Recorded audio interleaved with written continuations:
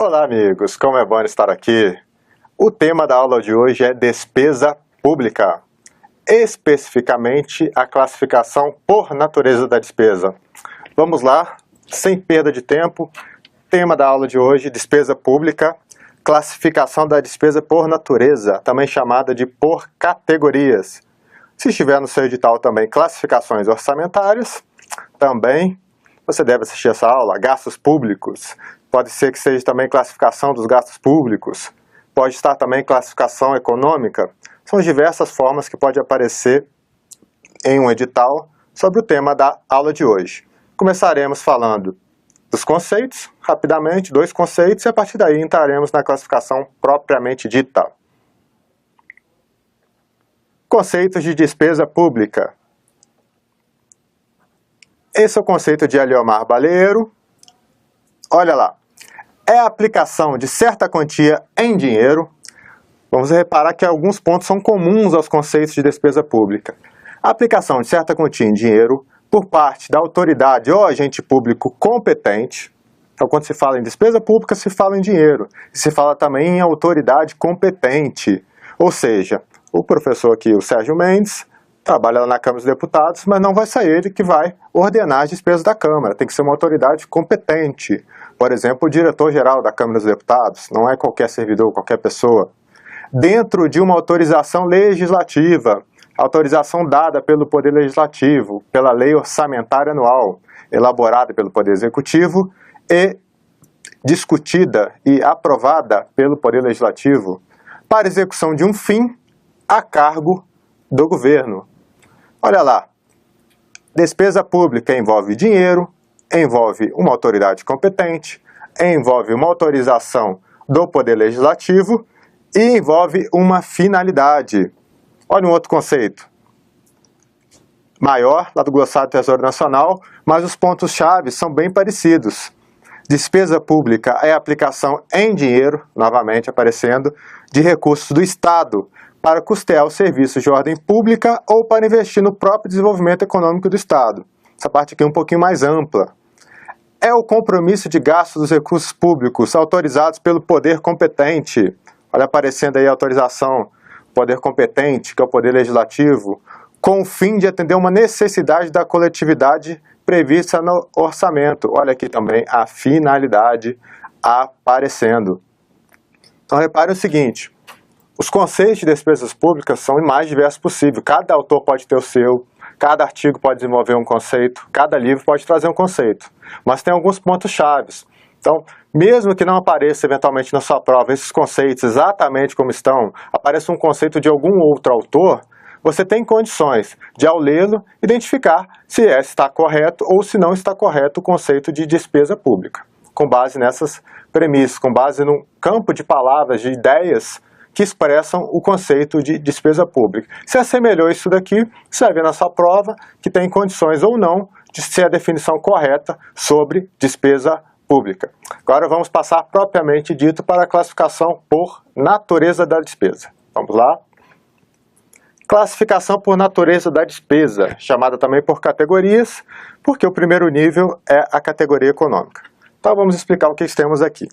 Esses números aqui de cima, primeiro, segundo, terceiro, quarto, quinto, sexto, sétimo, oitavo, são números. Então vai aparecer na forma numérica. Então aqui a categoria econômica é composta de um número, por exemplo, 3.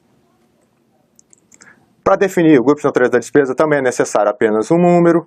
A modalidade de aplicação são 2 números. Estou aqui apenas exemplificando. O elemento da despesa também são 2 números. E o desdobramento facultativo, que o nome diz é facultativo, se existir serão 2 números, se não existir será 0, 0. Então é isso que significa esses números. Por enquanto a gente não vai se preocupar o que é cada um, é apenas exemplificando que aqui o primeiro número, segundo número, terceiro e quarto número, quinto, sexto, sétimo e oitavo número. Cada uma dessas palavras, aqui categoria econômica, GND, grupo de natureza de despesa, por aí vai, equivale ao nível da classificação por natureza da despesa. Então a gente tem o primeiro nível, categoria econômica, a gente vai ver que divide despesas em despesas correntes de capital. Nós temos o grupo de natureza da despesa, que é o segundo nível, está aqui, grupo de natureza de despesa. Segundo nível, chamado de GND, que vai ocupar a maior parte do tempo aqui da nossa aula. Temos a modalidade de aplicação, que veremos rapidamente, um slide só, o elemento da despesa também, e o desdobramento facultativo mais simples ainda, que também veremos rapidamente. Então vamos começar. Qual vai ser a primeira que vamos estudar? Vamos estudar a categoria econômica. Olha lá o destaque aqui. Eu vou estar sempre situando dentro desse quadro onde estamos dentro da classificação por natureza da despesa. Quem já estudou a aula sobre receita pública, quem já leu sobre a receita pública, classificação por natureza da receita, vai lembrar que tem esse termo também, categoria econômica. E assim como a receita, esse nível de classificação por natureza obedece ao critério econômico. Ele vai permitir analisar o impacto dos gastos públicos na economia do país. Então a despesa pública vai ser classificada em despesas correntes,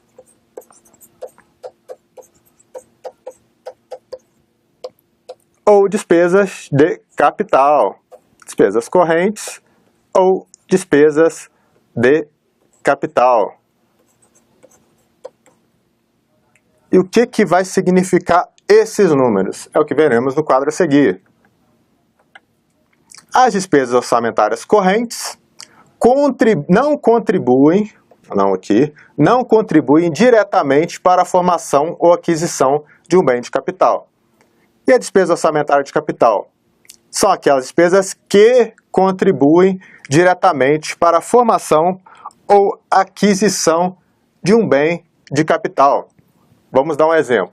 Esse conceito é um conceito econômico, é um conceito imediato, tá certo? Então vamos dar um exemplo. Você vai comprar uma casa própria, vai efetuar uma despesa.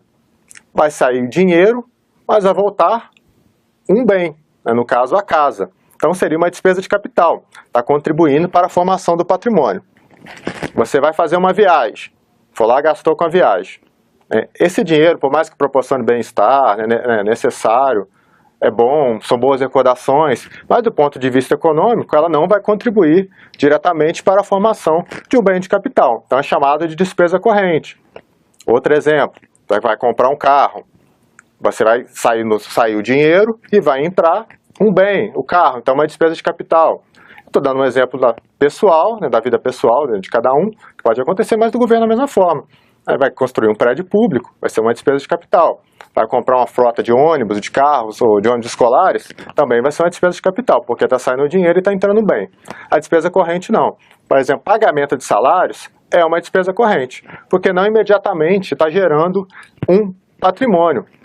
É claro, se você pensar assim, um pagamento de salário de professores, importantíssimo no longo prazo, vai surgir um patrimônio intelectual dentro da população, vai aumentar a escolaridade, vai ajudar o país a crescer. Mas, como eu disse, esse conceito é direto, é imediatista. Naquele momento, o pagamento de salário não vai contribuir para a formação do bem de capital.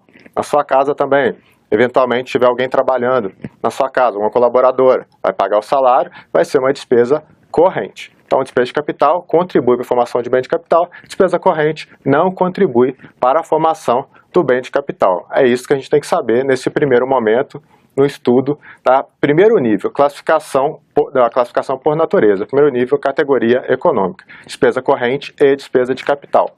Prosseguindo. Analise as assertivas abaixo. As despesas classificam-se quanto à categoria econômica, como despesa corrente e despesa de capital. Verdadeiro, acabamos de falar. Isso cai em prova, pessoal. Classificam-se na categoria das despesas correntes todas aquelas que não contribuem diretamente para a formação ou aquisição de um bem de capital. Despesa corrente não contribui diretamente para a formação ou aquisição de um bem de capital. Verdadeira. O primeiro nível da classificação por natureza obedece ao critério econômico, permitindo analisar o impacto dos gastos públicos na economia do país. O primeiro nível da classificação por natureza obedece ao critério econômico, a classificação por categoria econômica, primeiro nível, permitindo analisar o impacto dos gastos públicos na economia do país. Também está correto. Olha lá que legal, o professor colocou os 3 certos, que é muito raro, né, nos nossos cursos. Para fixação, aparentemente parece que é muito fácil. Claro, depois de eu acabar de falar e fazer, parece fácil, mas dentro de um contexto da prova, dentro daquela quantidade grande de materiais, não se torna tão fácil. Então é bom ter bastante atenção. Bom, agora vamos para a classificação por grupo de natureza de despesa, que, como eu disse, é a que vai tomar um pouquinho mais de tempo nessa nossa aula. Na receita, o segundo nível é a origem, também é o nível que toma mais tempo para o seu estudo, e que também não é diferente. É o grupo de natureza de despesa. O grupo de natureza de despesa, GND, é um agregador de elementos da despesa com as mesmas características quanto ao objeto de gasto. Com base no objeto de gasto, são feitos grupos. Vamos dar exemplo para facilitar. Então, imagina que a gente puxou aqui uma setinha, né, dentro desse grupo de natureza da despesa. Segundo nível, a gente tem as despesas correntes, que a gente já falou, e a despesa de capital. A classificação primeiro nível por categoria. Então, aquelas que não contribuem para a formação de um bem de capital são as despesas correntes. Quais seriam os GND delas? 1. Pessoal, encargo social. Juros, encargo da dívida, outras despesas correntes. Veremos cada um desses. Para as despesas de capital, contribuem para a formação do bem de capital, nós temos os investimentos, as inversões financeiras e a amortização da dívida. Esses são os números equivalentes que são representados na lei orçamentária. E a despesa corrente e despesa de capital? A despesa de capital é representada por um 3, e a despesa corrente por um 3 e a despesa de capital por um 4. Lembra que são números? Então, o primeiro número lá, se tiver um 3, é despesa corrente. E se for 3, 3? É um 3, 3, lá no começo. Será despesa corrente, depois outras despesas correntes, que a gente vai ver o que é. Ah, professor, e o 7 e 8? Não tem. E temos também as reservas, que ficam à parte. Não são consideradas despesas correntes, nem despesas de capital. Então, vamos ver cada uma delas agora? Sempre situando, estamos aqui no segundo nível, grupos de natureza de despesa GND. Dentro das despesas correntes, quais são os GNDs? Esses 3 aqui, são os que veremos a seguir. Vamos lá, pessoal e encargos sociais. Qual é o conceito disso? São despesas orçamentárias com pessoal ativo. Isso é fácil de entender. Pessoal ativo entra nesse grupo. Inativo entra também. Pensionista entra. E é só servidor concursado, servidor efetivo? Não. Entra também despesas com pessoal ativo, inativo e pensionista. De mandato eletivo, se ocupar cargo, se ocupar função ou emprego.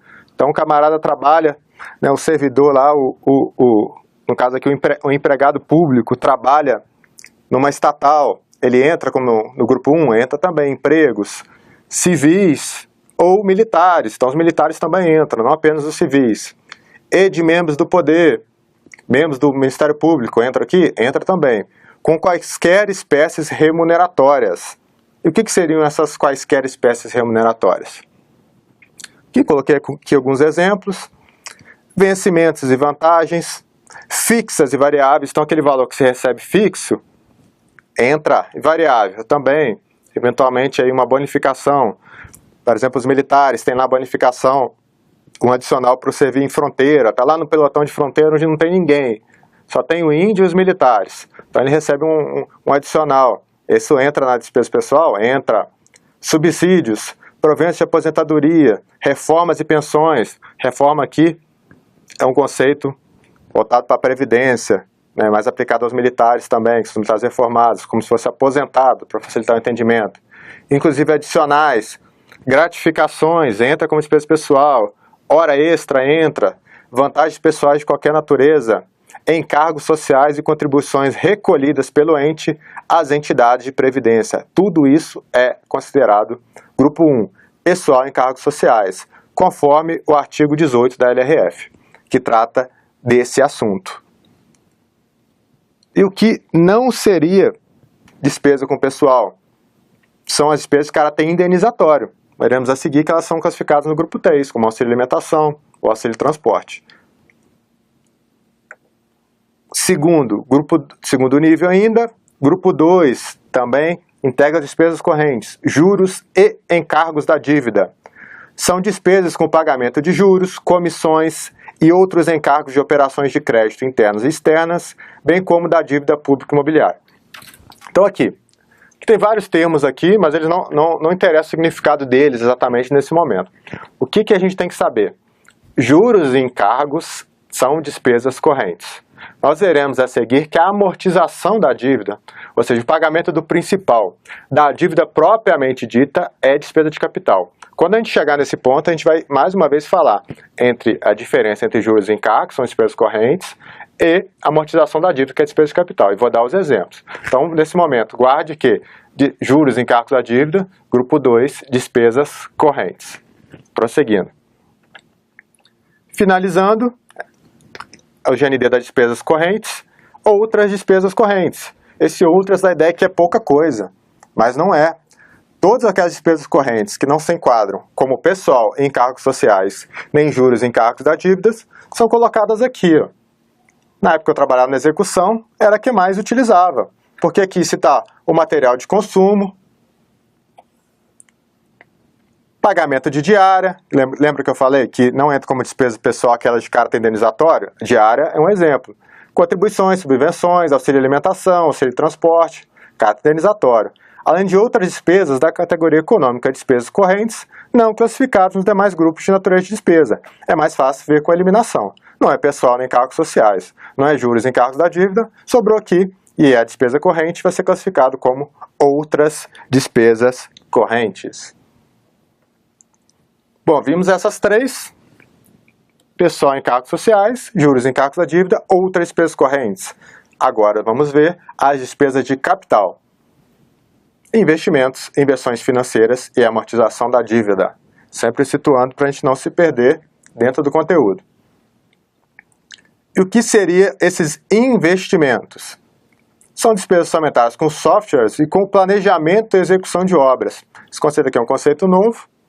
Passou a dizer que os programas de computador, dito aí a grosso modo, os programas de computador, entram como um investimento. É algo mais recente dos manuais. E com planejamento e execução de obras. Então, planejamento e execução de obras são investimentos. Inclusive com aquisição de imóveis considerados necessários à realização dessas últimas. Ou seja, planejar e executar a obra é investimento. Se for necessário comprar um terreno, se for necessário comprar uma casa que está naquele local para poder fazer a obra, para derrubar, isso tudo vai ser classificado como investimentos. E com aquisição de instalações, equipamentos e material permanente. Então isso tudo aí entra no conceito de investimento, são despesas de capital, está contribuindo para a formação ou aquisição de um bem de capital. Se enquadra como investimentos, grupo 4, GND 4. Inversões financeiras. Aqui a gente tem que ter atenção para diferenciar o que seria investimento, o que seria uma inversão financeira. São parecidos. O que seria uma inversão financeira? Despesas orçamentárias com aquisição de imóveis ou bens de capital já em utilização. É geralmente isso aqui que vai cair na sua prova. Uma inversão financeira é um imóvel ou bem de capital já em utilização.